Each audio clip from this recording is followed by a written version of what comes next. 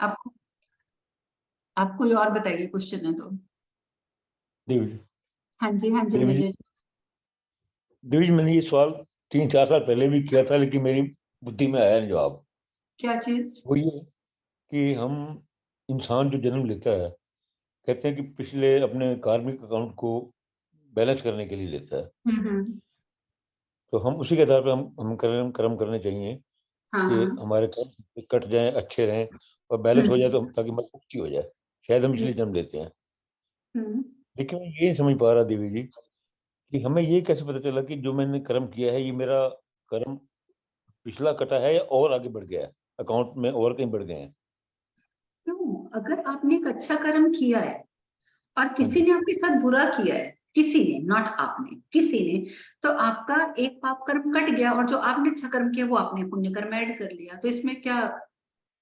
ठीक है, लेकिन मान लो हम्म। पुण्य कर्म मेरे बढ़ गए, पुण्य कर्म मेरे बढ़ गए, फिर भी तो मुझे हम्म। आना पड़ेगा। पुण्य कर्म का फल लेने के लिए भी मुझे अगले जन्म फिर आना पड़ेगा। अभी मेरे ख्याल से आपने आप महाभारत सुन रहे हैं? हाँ जी। ओके।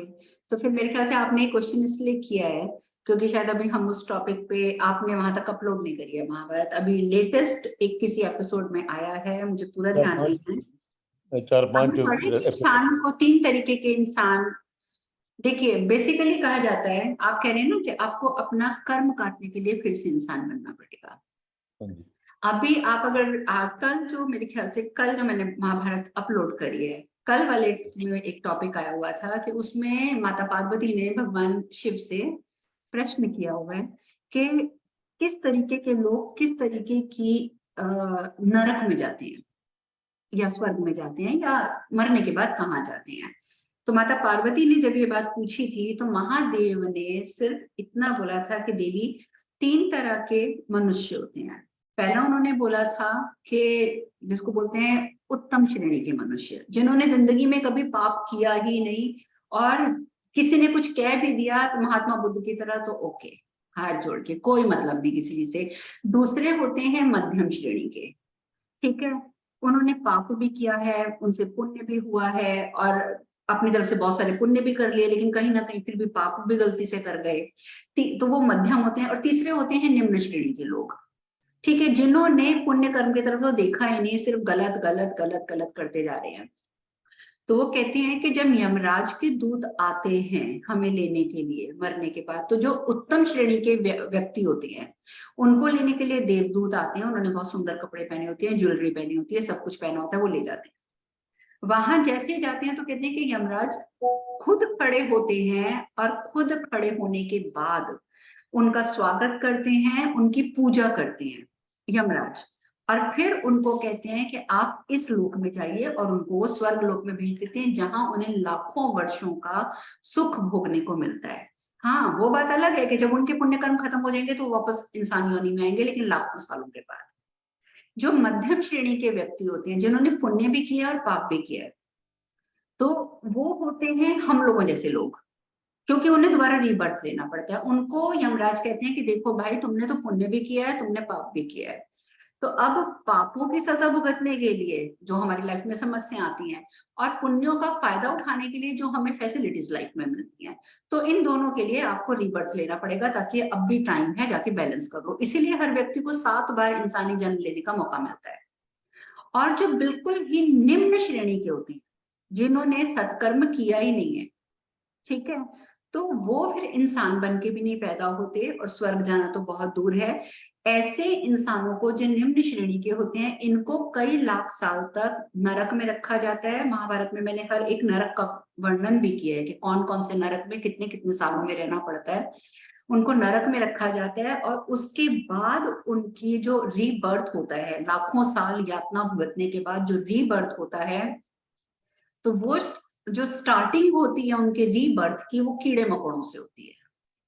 वो नाली के कीड़े बनेंगे, गंदे कीड़े बनेंगे, किसी भी तरीके के वो कीड़े बनेंगे। कीड़े के बाद थोड़ा और ऊंचा जानवर बनेगा, फिर थोड़ा ऊंचा जानवर बनेगा। 84 लाख योनियां इसीलिए विस्तारित रूप से बताई जाती है कि इंसान फिर उस चक्र में घूमता रहता है, और कितने जन्म लेने के बाद, कितनी योनियों को भुगतने के बाद, जब उसके पाप कर्मों का क्षय होता है, पूरे तो खत्म नहीं हो सकते, लेकिन क्षय हो जाता है, कम हो जाते हैं, तब उन्हें वापस इंसान के रूप में भेजा जाता है कि जाओ अब समय है, अब अपनी बुद्धि इस्तेमाल कर लो और कुछ कर लो। ठीक है, ये पूरा प्रॉपर सिस्टम होता है। तो आपका प्रश्न यहाँ पर कहाँ अटक रहा है? मेरा आप कह प्रश्न रहे यही हो था। कि इंसान बन के आए हो, हाँ जी। तो इंसान यानी कि मैं भी इंसान हूं, आप भी इंसान हैं, तो वी ऑल आर फ्रॉम मध्यम श्रेणी। हमें ना तो स्वर्ग मिला, ना हमें नरक मिला, हमें भगवान ने मौका दिया जाओ जाकर और पुण्य कमा लो, ताकि कल को जब आओ तो स्वर्ग में भेज सके आपको। तो हम क्या कर रहे हैं, इतनी बुद्धि तो भगवान ने हमें दी है, हम देख सकते हैं, सोच सकते हैं, समझ स्वर्ग में सकते हैं। जाके स्वर्ग में जाके दुष्कर्म करेंगे तो हम तो मुक्ति चाहिए हमें तो। जो लोग स्वर्ग में जाते हैं, ठीक हाँ है, जी।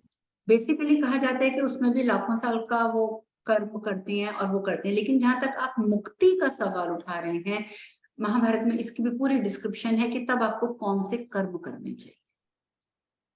ठीक है, और वो कर्म बहुत बड़ी सच्चाई है, हम जैसे नॉर्मल लोगों के लिए पॉसिबल नहीं है। आप ना तो एकदम स्ट्रॉन्ग तपस्या कर सकते हो, ना घर परिवार छोड़कर आप जंगल में जाकर रह सकते हो, ना आप ये अपने आप को स्ट्रॉन्ग कर सकते हो, मैं आज से खाना नहीं खाऊंगा, मैं व्रत रखूंगा, मैं 40 दिन का व्रत रखूंगा, मैं 100 दिन का व्रत रखूंगा, मैं सिर्फ पानी पे रहूंगा, मैं निराहार रहूंगा। और तो ये सब चीजें कलयुग में पॉसिबल नहीं है। तो कलयुग के लोग जो है, उनको मुक्ति अगर कभी मिलती है, कभी, तो वो होती है जो सांस दर सांस भगवान का जाप करते हैं और जो इतने अलर्ट होके चलते हैं। जैसे श्रीमद् भागवतम में एक भरत महाराज की चर्चा है, वो वाले भरत नहीं जिनका नाम भारत पड़ा था, वो नहीं, दूसरे भरत महाराज की चर्चा है, जो उछलते हुए चलते थे, यहाँ से उछलते थे वहां, वहां से उछलते थे वहां, जमीन पे वो पैर नहीं रखना चाहते थे ज्यादा। क्यों?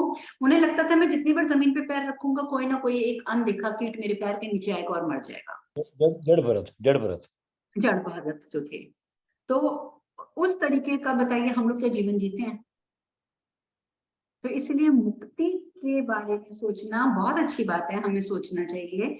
और लेकिन मोक्ष का प्रावधान तब होगा, मैक्सिमम जितने लोगों के आप भला कर सकते हैं आप भला कीजिए। गलती से मुंह से कोई शब्द मत गलत निकालिए, किसी को कभी गलती से बद्दुआ मत दीजिए।